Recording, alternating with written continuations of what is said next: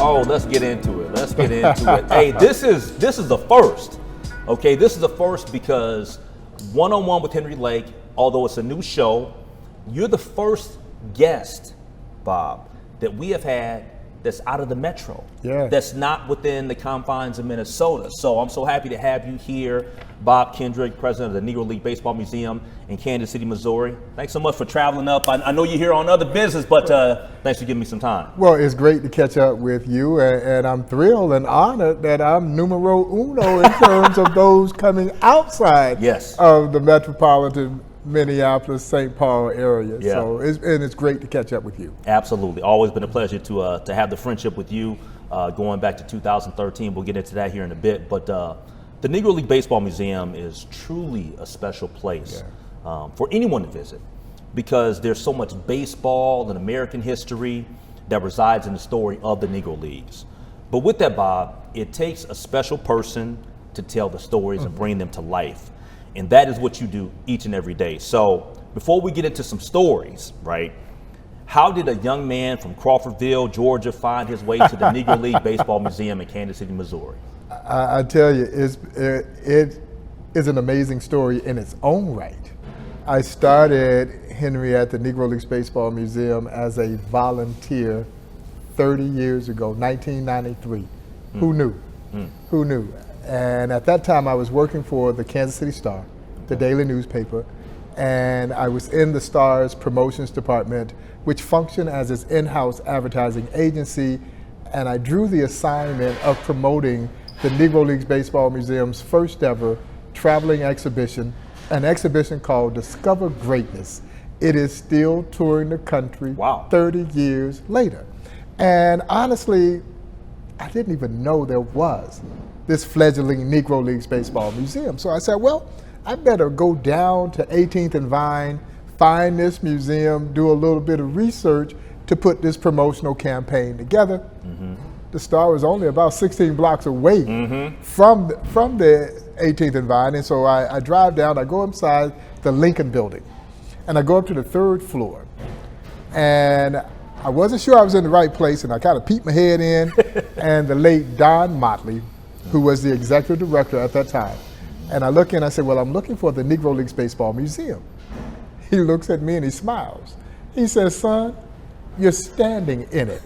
It was a one-room office, had some photographs, had some boxes with some memorabilia in it, and that was the Negro Leagues Baseball Museum. Wow. Little did I know that I had literally just walked into what would become my passion.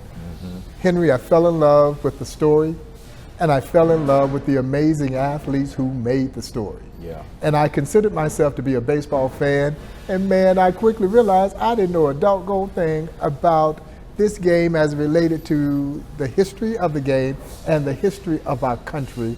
And I guess you could say I became engrossed in it.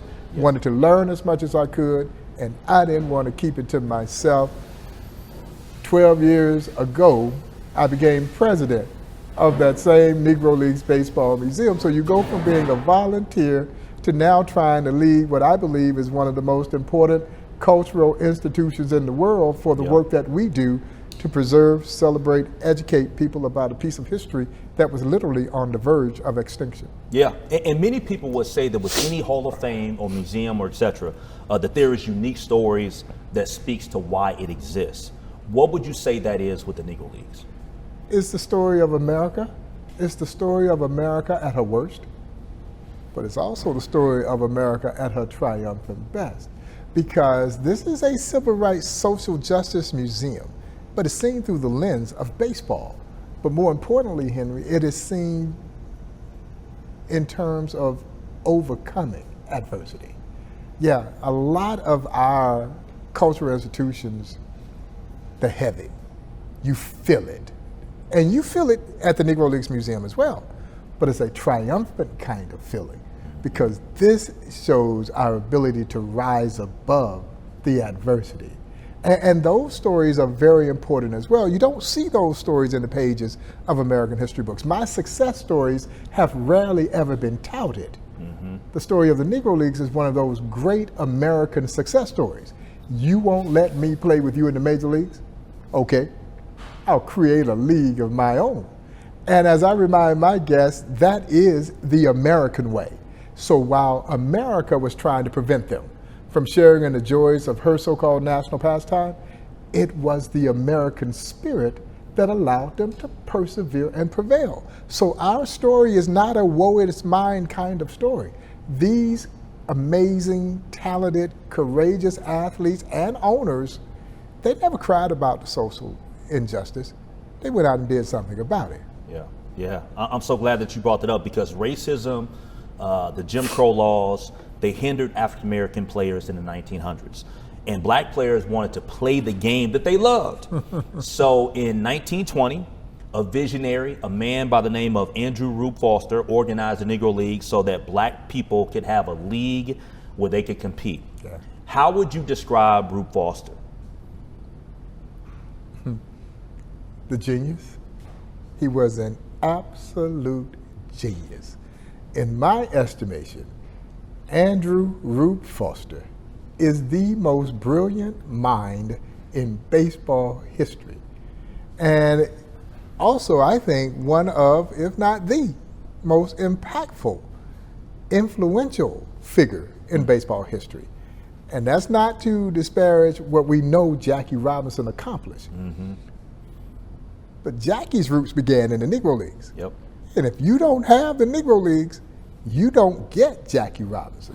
And so what Rube Foster was able to do was create the first successful organized black baseball league so that it could be that forum not only for African American athletes, but Hispanic athletes and athletes of all color to have an opportunity to showcase their world-class baseball abilities, since the major leagues wouldn't allow them to play with them. And then they build this tremendously successful baseball enterprise that had a tremendous impact beyond the baseball field. And that's the thing that struck me about this story. I had no idea about the breadth, the depth, the scope, the magnitude that this history represented both on, but maybe more importantly, off the field. Mm-hmm. Because wherever you had successful black baseball, you typically had thriving black economies. All of this is created through the genius of Rube Foster, who was able to do what others had attempted to do, but had failed, and that was to create a successful, organized black baseball league. Yeah.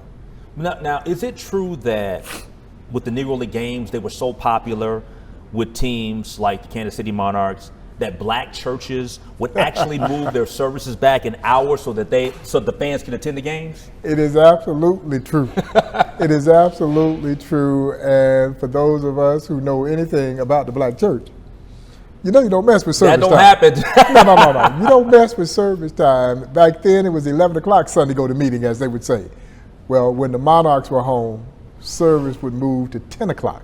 Wow. And everybody filed out going to that Sunday doubleheader, dressed to the nines, as they would say, looking good. And it was not a recreational event. No. This was a social event. Mm-hmm. Oh, you went to see and you went to be seen. This was an experience. Oh, absolutely, absolutely. And for the African American community, it was something that was inherently ours. Mm-hmm. Now, it was shared with others, because there were a lot of white fans who came to see Negro League games, but it was something that was ours. And at a time when Jim Crow made life so challenging for black folks, we were able to build this little universe within our own segregated community that was something that was revered. And that's oftentimes the side of the story that is so under talked about. And we, of course, bring that story to life at the Negro Leagues Baseball Museum in its entirety. Yeah, and one of the things, you talked about dress to the nines. I wish that I had a superpower where I could time travel. Yeah. Because the flair and just the fashion, I like to get into fashion. I'm not into fashion like you. You're the best dressed man I know. But can you talk about the flair and the style of the game back then? Because I think that that's one of the things a lot of people talk about. Well, the way that the Negro Leagues played the game was polar opposite from the Major Leagues. And this is not taking anything away from the way the major leagues play it. Matter of fact, they play it's very similar to the way the game is being played today. Yes. That's so dependent on the home run. But in the Negro Leagues, the pace of the game, fast, daring, aggressive. They would bunt their way on. They're going to steal second, steal third. And man, if you weren't too smart, they were stealing home. And this was just a different brand of baseball. Fans were flocking to see this style of baseball. And so when you combine great athleticism with tremendous, fundamentally sound baseball, because sometimes the major leagues would accuse the Negro League players of showboating. Guy dove in the hole, flipped it behind his back, started a double play. Well, that's a top 10 highlight on almost every sports show you see today. Back then, the major leagues It was Sports Center before Sports Center. Exactly. and so back then, the major leagues say, oh, they just showboating. But as my friend, the late, great Buck O'Neil would say, number one, if you got something to show, show it. Don't be afraid to show it. Number two, it's only showboating when you can't do it. Yep. Yeah, and so that's why you saw such a tremendous influx of both black and white fans who, in more instances than not, Henry, they were sitting side by side during that era of American segregation, where at major league games we were oftentimes separated by a chicken wire barrier. At Negro League games we were sitting together side by side watching what many would say the best baseball being played in this country, without question, the most entertaining brand of baseball that was being played in this country. And the fact that mainstream America, so much of mainstream America, I won't say they missed it because they were witnessing it, it just wasn't covered by mainstream media.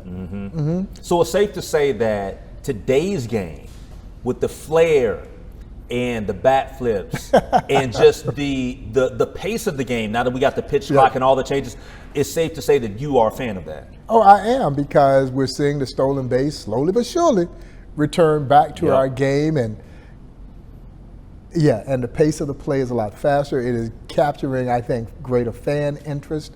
And initially, I wasn't sure how I felt about a pitch clock and some of the other changes that were made. But like most fans, you kind of embrace it now, and we're seeing it have a positive impact on our game. And the players are smart enough to make the adjustment over time, and the fans are getting to see something that I think is really capturing their attention. And so, I'm really pleased with what I've seen in the game. You know, one of the reasons why you're one of the world's great ambassadors of not only the Negro Leagues, but baseball as a sport in general, is because you had a great mentor, a great friendship with Buck O'Neil, one of the greatest baseball players ever. Tell me about your friendship with Buck. I met Buck for the very first time in 1993 when I started at the museum as a volunteer. You spent a lot of time in Kansas City. I'm still amazed that throughout our social circles, we had never encountered one another. I'd heard the name Buck O'Neil. I'm sure he hadn't heard Bob Kendrick, but I'd heard the name Buck O'Neil. But I'd never had the pleasure of meeting him until 1993 when I started volunteering at the museum. And one of the first questions that I posed to Buck was, what motivated you to want to build a Negro Leagues Baseball Museum? And his answer was very succinct, but also very poignant, so that we would be remembered. And that has been part of my quest from the day that I stepped foot into that one-room office that he founded. Buck O'Neil founded the Negro Leagues Baseball Museum back in 1990. And he and other local Negro Leaguers who were still with us at that time, they literally took turns paying the monthly rent to keep that little office open. Really? Okay. And that's what fueled this opportunity to finally build a facility that would pay rightful tribute, again, not to just one of the greatest chapters in baseball history, but what now thousands upon thousands of visitors each and every year discover one of the greatest chapters in American history. And that's the rich, compelling, inspirational story of the Negro Leagues. And I say this with no disrespect to anyone who has had a hand in helping grow this institution. It doesn't happen without Buck O'Neil, which is why I call the Negro Leagues Baseball Museum affectionately the house that Buck O'Neil built. In New York, they had Yankee Stadium, the house that Rube built. In Kansas City, we got the Negro Leagues Baseball Museum, the house that Buck built. And his spirit can still be felt. When you walk in there, man, you feel his spirit. And I hope it remains that way, even as we now embark on building a brand new Negro Leagues Baseball Museum. We just announced almost 2 months ago our plans to build a new 30,000 square foot state-of-the-art Negro Leagues Baseball Museum. It's going to remain there at historic 18th and Vine, but right around the corner from where we currently operate, and will be built adjacent to the Paseo YMCA. As you know, that is the birthplace of the Negro Leagues. That is where Rube Foster led a group of 8 independent black baseball team owners into a meeting in that very historic building on February 13, 1920. They walked out having established the Negro National League, the first successful organized black baseball league. So we're saving that historic landmark. That is going to become the Buck O'Neil Education and Research Center. And then we're going to build a new facility attached to it and create what I call a Negro Leagues campus as the gateway into historic 18th and Vine, and an international headquarters for both black baseball and social history. But Buck's spirit still looms large at the Negro Leagues Baseball Museum. I tell people all the time, I talk to Buck almost every single day. Now, he doesn't always talk back to me, but I talk to Buck almost every single day. The wisdom that he imparted, it was there. He didn't force it on you, but it was there if you wanted it. And I think the smartest thing that I ever did was I kept my mouth closed and I listened. Yeah, and so I can now draw from his spirit and that wisdom as we're trying to continue to grow his museum. But he was one of the most amazing human beings to ever walk the face of this earth, who just happened to be a great baseball player. And I'm so delighted that he finally got into the National Baseball Hall of Fame. And I want to touch on that next, because John Jordan Buck O'Neil, he passed on October the 6th, 2006. Yes. He should have been in the Hall of Fame before he passed, but that wasn't the case. But Buck got the call to the Hall of Fame in Cooperstown last year.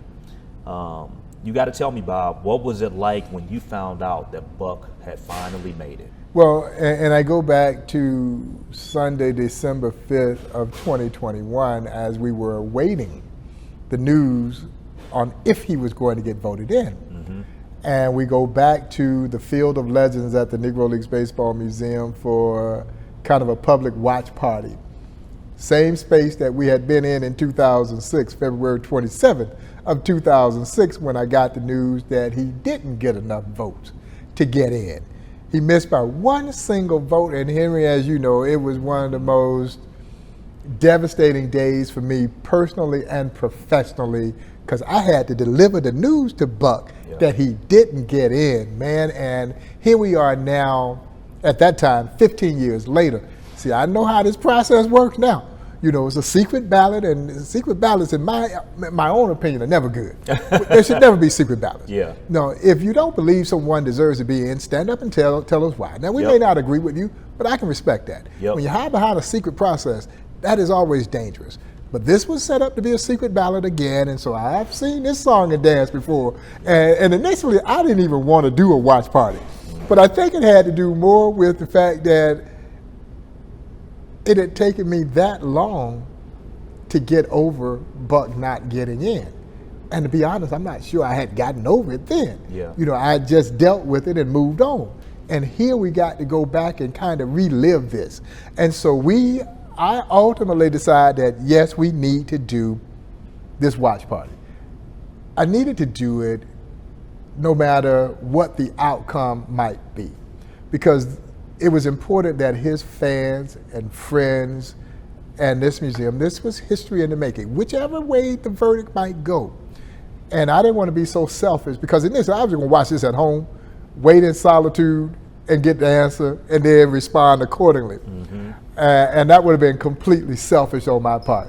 So we gathered right back in that same space. We had close to 300 people there waiting for the news. And the minute the Hall of Fame president, Josh Rawitz, started to do the introduction and he mentioned that he was a scout, the entire room erupted because we knew. And so this time, you know, the first time in '06, they were tears of anguish. This time around, they were tears of joy. You know, he had finally crossed that threshold into baseball immortality, a place, as you just alluded to, he should have been there prior to that. And it was bittersweet, as you could well imagine, because I wish my friend could have been there to celebrate with us. But it doesn't diminish the accomplishment. And as you walk through Cooperstown, oh, Henry, you could feel his spirit everywhere. I mean, everywhere I went, somebody had a Buck O'Neil story they wanted to share, they wanted to hug, and all of that. And I go back and I reflect on the speech that he gave, because you remember, he didn't get in. Yeah. He missed by one vote. Yep. And who spoke on behalf of those who got in? Buck O'Neil. Yep. It is one of the most selfless acts in American sports history. The world was saying this should be your Hall of Fame induction speech, and there he was speaking on behalf of those 17 who had gotten in, all of them dead. They didn't have a voice. Yeah. And I had to think about this. The speech that he gave in 2006,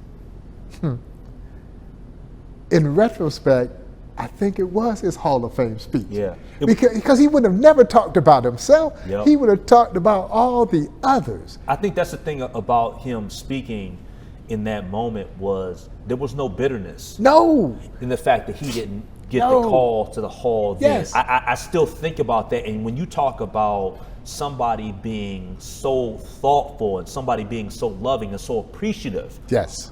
That's what I'll never forget about that specific speech, because he had every right to be frustrated at not getting the call, but he was happy for everybody. He wouldn't do it. Now, I'm not going to say that he wasn't disappointed, because as you know, the Hall of Fame represents the pinnacle for any athlete. But he was never going to allow himself to be so sullen that he couldn't be genuinely joyous for those who had gotten the call. And to push all of that aside, go to Cooperstown, deliver this impassioned speech, again, on behalf of 17 dead folks who did not have a voice. I mean, I'm thrilled that I was there to witness that moment in time. I am thrilled that I was there to witness the strength that he demonstrated when I told him that he didn't get in. And for him to walk downstairs that day and address all those folks who had gathered there, because we're all there thinking that this is going to be a Hall of Fame celebration announcement. This is as far from our minds as anything, even though you knew that it was a possibility, but not really.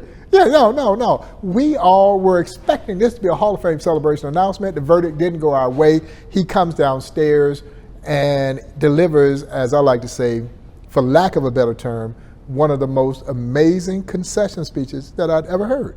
He literally implored all of us not to be angry, not to be bitter, not to express any ill will toward anyone who may have had something to do with this decision. As he would say that day, I had an opportunity. And in this great country of ours, that's all you could ever ask. They didn't think old Buck was good enough. We got to live with that. But if I'm a Hall of Famer in your eyes, that's all that matters to me. Just keep on loving old Buck. Man, I'm over in the corner now. I'm a wreck. Oh, man. I get goosebumps when you just telling me that. Tears were just free-flowing at that point in time. But what he did that day was he literally reached out his arms, wrapped them around all of us, and said, it's okay. Instead of us consoling him, he's consoling us in what I still say to this day to be one of the most amazing displays of strength of character that I'd ever witnessed. It was an amazing moment in time, and then 15 years later, the news comes and the verdict goes our way. In July of 2022, he takes his rightful place amongst the immortals of this game. You would be hard-pressed to find anyone who gave the game of baseball more than Buck O'Neil did. Yeah. And so he deserves to be there. And of course, he has his Lifetime Achievement Award still, Yep. and the statue that he erected of him when you walk into the gallery of the Hall of Fame. Who's the first person that greets you? Buck. Yeah. So it's like it all came to be perhaps the way it was meant to be. Now, you don't know that at that time. I'm still trying to figure out what in the world the committee was thinking when they left him out, but maybe it happened the way it was supposed to happen. Yeah. You know, the Negro Leagues just wasn't about black players, though, right? Because there were many Latin players that played there, too. Oh, absolutely. No, the Negro Leagues opened its doors to any and everybody who could play. Mm-hmm. The only criteria they had was, can you play? Yeah, no, they didn't care about what color you were. The Negro Leagues just simply did not care what color you were. All they cared was, can you play? And if you can play, you can play. And that's part of this beautiful story. They refused to succumb to treating others the way they had been treated. Yeah, no, the only benchmark was, can you play? And they opened their doors up. So yes, there were a lot of Spanish-speaking athletes who called the Negro Leagues home. And of course, the Negro Leagues were oftentimes the first Americans to play in many of those Spanish-speaking countries. And Henry, when we went there, we were treated like heroes. So now we're going to stay in the finest hotels that those countries had to offer, going to eat in the finest restaurants that those countries had to offer, and then come back home and you're treated like a second-class citizen. Yeah. So as a result, a lot of Negro League players would call those Spanish-speaking countries home for one simple reason. In those countries, they weren't black baseball players. They were just baseball players. What's the relationship between Major League Baseball and the museum right now? Oh, very strong. Very strong. We're very proud of our partnership with both Major League Baseball and Major League Baseball's Players Association. And the fact that, Henry, I do believe they've embraced the museum as part of the solution of trying to get more urban kids playing our game again. You know, that question is so constantly posed. What has caused the decline between our sport and the African American community? And so we know that there's a problem. What I love is that we are working cooperatively to try and create a solution. And the fact that they truly embrace the fact that the history of our game, our place in this sport, is part of that solution. So when urban kids walk into the Negro Leagues Baseball Museum, they see people who look just like them, who played this game as well as anyone ever played this game. But as I remind people, not only did they play the game, they owned teams. And they were managers and coaches and traveling secretaries and team physicians.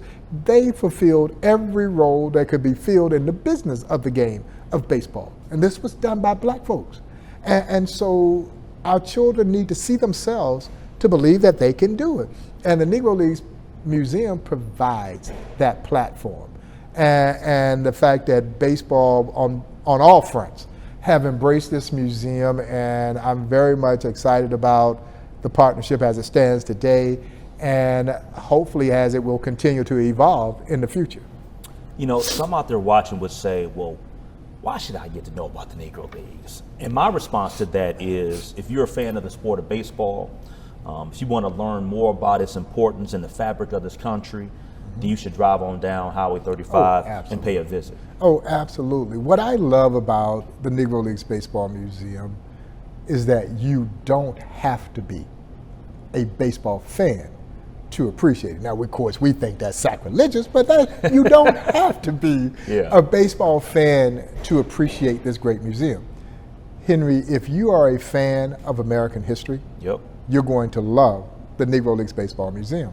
If you are a fan of the underdog overcoming adversity to go on to greatness, you're going to love the Negro Leagues Baseball Museum. And if you are a baseball fan to boot, as we say in Georgia, you in hog heaven. It combines the best of all of those worlds, and I think that is why it has garnered such a universal appeal. We are oftentimes fascinated by things that we don't that we didn't know occurred. And as you well know, as it relates to particularly African American history, there are so many gaps in the pages of American history books. There are so many who have contributed to the greatness of this country, and their stories have never been told, and certainly not told with any level of substantialness. We bring this story to the forefront. And I can tell you now, and I don't care what color you are, the people who walk through that museum, they are amazed by what they learn, but they leave a little bit dismayed by the fact that I just now had an opportunity to learn it. Why didn't I know this while I was going to school? Well, the answer is very simple. Man, American historians did us all a tremendous disservice. They kept this wonderful chapter of baseball and Americana away from us. Thus, countless generation of us went through our own formal educations without knowing one of the most significant chapters. Again, not in baseball history, but in American history. And so, yes, you owe it to yourself to come and experience this and to bring your families. We're doing as much as we possibly can to make sure that people have access to this story. You know, I would love for everyone to make that trek down 35 and come visit the Negro Leagues Baseball Museum. I know that's not always possible, but I have to give people access. So we've created traveling exhibitions. We're creating virtual experiences so that people can gain access. As you and I know, this incredible project that we just embarked on with Sony PlayStation on the video game MLB The Show, and the inclusion of Negro Leaguers in it for the very first time. I mean, you getting big time by the day. I mean, you in video games now, right? You know, it's something that we dreamed of. Wasn't sure that that dream was ever going to be possible, but thanks to Ramon Russell over at the San Diego studios of Sony PlayStation, and a dedicated group of young game developers who poured their hearts and souls into this product, we were finally able to get the Negro Leagues, not in just any old video game, but the quintessential baseball video game. This is the equivalent of Madden on the football side when we talk about MLB The Show. And I have been overwhelmed by the tremendous response that Negro Leagues has gotten in this video game, and the fact that I'm walking through the museum and kids of all colors are coming up because they hear my voice narrating these stories inside the video game. I knew that they would fall in love. I mean, what's not to love about Satchel Paige and Buck O'Neil and Hilton Smith, John Donaldson, Henry Thompson? What's not to love about these athletes once you were introduced to them? I have been pleasantly surprised how they are embracing the stories that I'm sharing about these athletes. And Satchel is in the game, of course, and as I typically do when I give people a tour of the museum, we get out on the field of legends. There's a life-size statue of Satchel on the mound, and I'm going through his litany of pitches. Of course, Satchel had names for his pitches. So he didn't have fastball, curveball, changeup, slider. Not Satchel. Satchel had what he called his midnight creeper. He had the two-humper. He had the bat dodger. He had the hesitation pitch. He had the long tom, the short tom, the jump ball, the trouble ball, the radio ball, the wobbly ball, the dipsy-do. And he had a pitch, Henry, that he famously called the B-ball. And as I'm typically giving a tour, I'll pose the question, do you know why he called it the B-ball? And I'm taking a group of potential investors into this venture that we have to try and bring Major League Baseball to Nashville. And I'm gonna speak it into existence when we're successful. It's gonna be called the Nashville Stars after the old Negro Leagues team.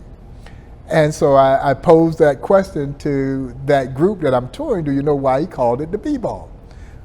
Over in the corner, young white kid, couldn't have been any more than 9, 10 years old. He looks at me, he raises his hand, he sticks out his chest. He said, Mr. Kendrick, I know why he called it the B-ball. I said, you do? I said, well, tell me why he called it the B-ball. Because Satchel says, it be where he wants it to be when he wants it to be there. And I looked at him, I said, man, you must have been playing the show. He says, yes, and his daddy said, yes, he's been playing the show, and he's been paying attention to the stories that you're sharing in the video games. And I get hit almost every day on social media. One gentleman sent me, he had just bought the game for his young son, and he says he was going to go upstairs to see if his son needed any help navigating through the game. When he gets into his room, his son is sitting intently, listening to me tell stories. And he said he didn't want to interrupt that moment. He said he quietly backed out of the room and left his son with me to share that history. Man, that hits you. Yeah. That hits you in the gut. Makes you feel so It makes me feel so proud of what we've done, because we have taken and brought Negro Leagues mainstream through this video game platform. And I'll be honest, I'm not sure I realized how big that platform really was. Yeah. That gaming platform is significant, and people are falling in love with the Negro Leagues, and they're learning about the history of the Negro Leagues, but Henry, they're being entertained at the same time. I call it edutainment. Yeah, and learning is at its optimal when you're learning and you don't even realize you're learning. You're having fun learning. Experiential learning is, for me, the most significant way for us to learn, and that's exactly what we've done through this video game venture with Sony PlayStation, with the inclusion of the Negro Leagues in MLB The Show 23. We have a 5-year partnership with Sony, so you're going to see the introduction of 8 to 10 players each year over the next 4 years, including, of course, the 5th year being the inaugural season of Negro League players. So, man, I couldn't be more excited. And awesome. My granddaughter, Demi, thinks it's the coolest thing ever that her grandpa is in a video game. Now, who would have ever thought it? And you know what? It is pretty doggone cool. Yeah, it is. It is. That's pretty awesome. You know, you get to meet some really cool and famous people. Yeah. And I will never forget a really cool moment in my life that you were a part of. The very first event that I participated in when I got to Kansas City was the red carpet screening of the movie 42 about the life of Jackie Robinson. Yes. I had the opportunity to meet Harrison Ford and the very talented actor Chadwick Boseman, who passed away from cancer in August of 2020 during the pandemic. What do you remember about the times that you got a chance to interact with Chadwick? Oh, man, I'll never forget it. I reminded you talked about it in the intro. I'm from Crawfordville, Georgia. Crawfordville, Georgia is east of Atlanta, west of Augusta, all of about 500 people. So, Henry, this was my first trip on the red carpet. We had what was considered to be the second largest screening of the film 42, only behind Hollywood. I mean, Hollywood, they do that all the time in LA. That's every day. We don't get to do that often in Kansas City. And so this was my first trip on the red carpet. And I tell the story all the time. Man, I milked the carpet for everything I could get out of it. I went up the carpet. I went back down the carpet. I went back up the carpet because I didn't know when I was going to get back on the carpet. That was in 2013. Hell, I ain't been back on the carpet since then. And so, but no, it was amazing. If you recall, on the red carpet, Chadwick and Harrison Ford presented me with the actual jersey, Kansas City Monarch jersey, that he wore in the film.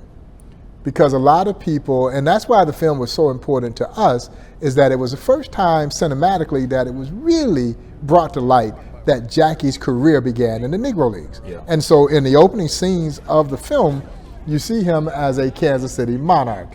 And so that Monarch jersey hangs proudly inside the Negro Leagues Baseball Museum. We did our screening the day before the film was released nationwide. And again, it was a big fundraising event for the museum.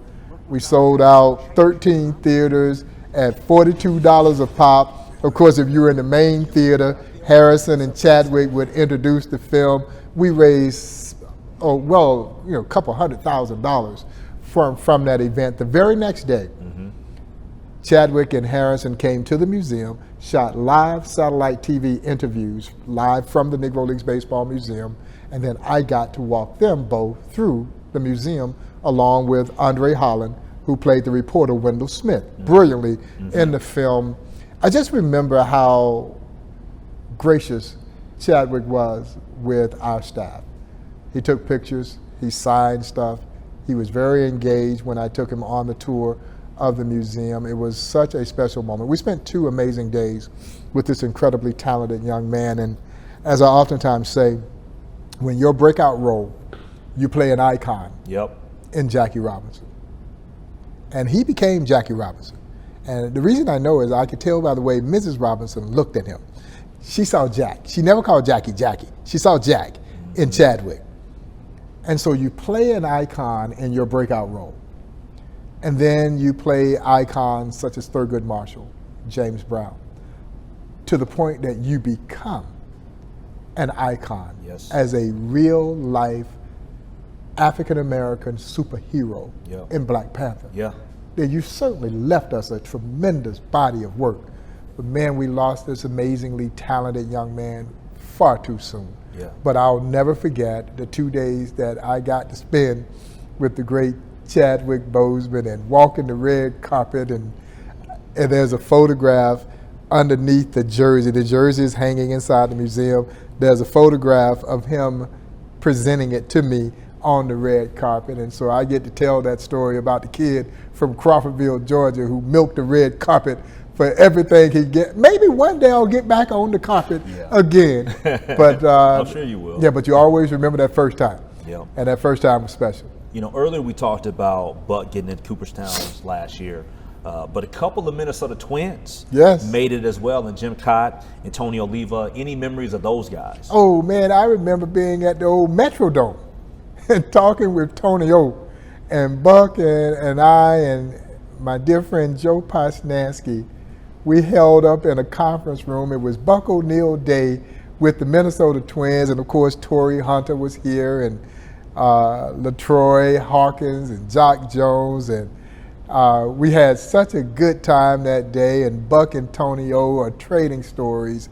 And I mean, that's what I'm talking about. You sit there and you keep your mouth closed and you listen to these guys telling stories, and somehow or another they got on the conversation about the split finger fastball. And they started talking about the split finger fastball, and almost in unison, both of them looked at each other and said, "That's the damnedest spitball you ever seen in your life."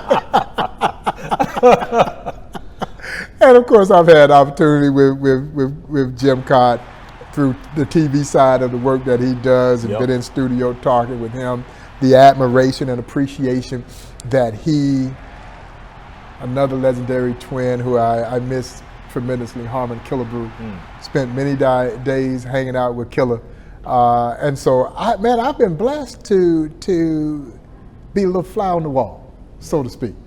You know, I still pitch myself to this day for the opportunities that my work with the Negro Leagues Baseball Museum has provided me. And it never gets old. And I don't take it for granted. You know, I was sharing here recently, I would be sitting in my office and the receptionist would say, "Mr. Kendrick, Ernie Banks is on the phone for you." And I'm saying to myself, Ernie Banks is on the phone for me? You know, but that's what this experience has brought for me, and I cherish it. I have so many tremendous memories. Buck O'Neil Golf Classic, there's Tony O, there's my good friend Louis El Tiante. Of course, they're very close. I certainly hope that Louis will get the Hall of Fame call, and I hope it happens before he passes away. He absolutely deserves to be there. We have been waiting years for Tony O to get in. You just don't know of many 300 lifetime hitters who are not in the National Baseball Hall of Fame. And they kept finding these, I don't know, some reason that he didn't belong there. And I'm saying all along, no, he absolutely belongs in the Hall of Fame. And to see the joy, not just for Tony, but his family. And I sat in the same section near his family. And while I was, you know, obviously giddy over the fact that Buck got in, man, I was just as excited about Tony O getting in and the late, great Minnie Minoso, who didn't get in 2006 when Buck didn't get in. They were the only two living players on the final ballot, and neither one of them got in. Both of them had passed on. But to see Minnie get in, his connections to the Negro Leagues, having started with the New York Cubans in the Negro Leagues, his fellow Cubano friend Tony O get in at the same time, it just warmed my heart. Yeah, I get a chance to see Tonio a lot, hang out with his daughter Anita. It's great to see the family just be overjoyed with him finally getting into. It was so special. The Hall of Fame. It was very special. And I can't do this show without asking you about your relationship with our mutual friend, Dave Winfield. Yeah. Many would say that he's the greatest athlete to ever come out of Minnesota. How long have you known Dave? I've known Dave for years, and I remember the first time we had been trying to get old Winfield over to the Negro Leagues Museum, and I think Buck finally got him and cornered him up, and you can't tell Buck no. No, you can't tell Buck no, and we finally got Dave over to the museum. He's always been a steward of this story. The Negro Leagues has been a part of his inner being, and we got him over, and like virtually every athlete that walks through that museum, it hits you, man. It hits you. Because if you have any sense of self, you realize that you stood on the shoulders of these giants to be able to have a Hall of Fame career in the major leagues. It doesn't happen. I tell people all the time, there's no if, buts about it. It does not happen had it not been for the guys and gals who played in the Negro Leagues, because as we're here in Minneapolis and St. Paul, I can't forget Tony Stone and Mamie Peanut Johnson and Connie Morgan, the women who played in the Negro Leagues, with Tony having lived over in St. Paul, grew up in St. Paul. So the men and women of the Negro Leagues, as Buck O'Neil would say, they built that bridge across the chasm of prejudice that allowed the Dave Winfields of the world to cross over and have an opportunity to fulfill his dream of playing in the major leagues and become one of the greatest major leaguers of all time. And you touched on something that people kind of sleep on. This man was drafted in Major League Baseball, the National Football League, the NBA, and the ABA. Hey, I know Steph Curry, he likes to go. Yeah. Yeah. And Dave didn't even play football in college. And they still drafted him because, if you were fast forwarding today, man, he'd be one of the baddest tight ends this sport has ever seen. Yeah. But there was nothing that this man could not do, and he was a pitcher in college. He was a pitcher. And if I'm not mistaken, won the MVP the year that he led them to the College World Series, and his team didn't win. And he was still MVP as a pitcher. He told me that he didn't even get to hit until maybe his junior year in college. And he puts up 3,000 hits in the major leagues. That's crazy. But he might have been a dominant pitcher if he had been given that opportunity. Hey, maybe he could have been Shohei. He would have been Shohei. He would have been Shohei, because that's the same lineage that the likes of Bullet Rogan, Leon Day, the legendary Martin DeHigo, these were great two-way stars in the Negro Leagues. That's his lineage. So yeah, he would have been Shohei before Shohei in the major leagues if he had been given that opportunity to do both. Yeah. So no, it was a different time. Incredible athlete, an incredible steward of this story, tremendously supportive of the work that we're doing at the Negro Leagues Baseball Museum. Yeah. I just got a few more questions for you, but you can't leave me without giving me a story about somebody that you think that the audience and the viewers out there should know about, because you've had so many phenomenal players that have come through the Negro League Baseball Museum. You've had people that have come through there that have they fell in love with it. Like Ichiro. I think you told me stories about Ichiro Suzuki coming through there and absolutely falling in love with the museum. So is there anybody in particular you want to talk about? There's so many. I think the two eye-openers for people, because they are contemporary players that people are surprised to learn that they played in the Negro Leagues, Willie Mays and Henry Aaron. Now, they're going to be on everybody's top 5 all-time greatest Major League Baseball players, but their careers began in the Negro Leagues. Willie Mays began in the Negro Leagues as a 17-year-old center fielder patrolling center field for the Birmingham Black Barons at 17. Henry Aaron, a skinny, cross-handed hitting shortstop. So he was a right-hand hitter, Henry, who was hitting with his left hand on top. That's unorthodox. The fear is that you break your wrist hitting in that manner.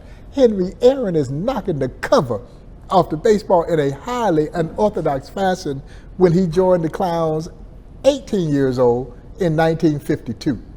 These are arguably 2 of the greatest, if not the greatest, major leaguers of all time, and their careers began in the Negro Leagues. So I'm in San Francisco, and Brian Murphy, big-time sports talk show host out there in San Francisco, had me out to do a project with some kids over in Mill Valley. And the day that I landed in San Francisco, there was a memorial service for a former Giant, and Willie and a bunch of the other legendary Giants were going to be there for that memorial service. So Murph had arranged for me to have some quiet time with Mr. Mays, and we gathered down in the players' garage there, and he's feeling pretty good that day.